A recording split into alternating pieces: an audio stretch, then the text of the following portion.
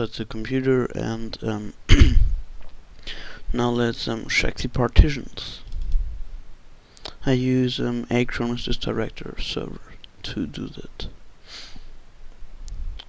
Okay, we see here I had made two partitions with one partition is FAT32. It's about 4 GB RAID. It's the Backtrack 3 partition, and then I had made an XC3 partition which is logical and which is extended space, and it's about 3 GB. Okay, now let's copy those files from the USB, from the Backtrack 3 ISO to our USB drive.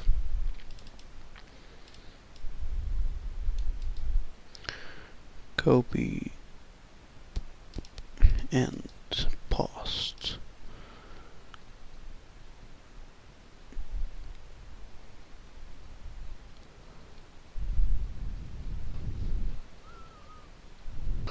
Here it takes a while, 60 seconds. Okay, now we have finished to copy this, and now we had to open our CMD to configure something.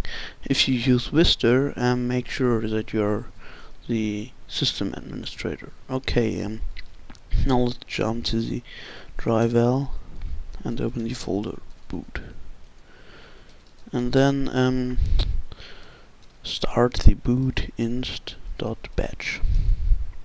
Okay, like you see, warning master boot record MBR of the device L will be overwritten. If L is a partition on the same disk drive like your Windows installation, then your Windows will not boot anymore. Be careful. Press any key to continue or close this window. X to abort. Okay, press any key. And now this gal should be bootable now. Installation finished. Okay. Yeah. Now we had made everything in Windows. Now let's go to Backtrack 3. Okay, now we are inside Backtrack 3, and now let's go configure something. So at first open MT and then your device. Oh, sorry, STB1. So now open the folder boot, and open boot inst sh, press any key to continue. Okay, should be bootable. Installation finished, and then press any key and then clear. So now open the folder sys Linux, and then gives you chmod. Okay, I show you the data.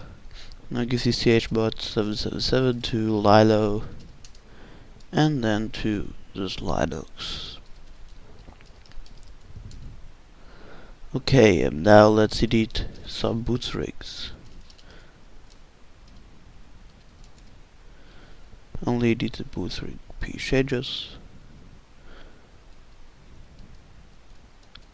which you're seeing here, and yeah. Okay, device STP2 is done, and then save this. Yes. Okay. Now clear. Okay. That was my tutorial, and I hope you enjoyed this.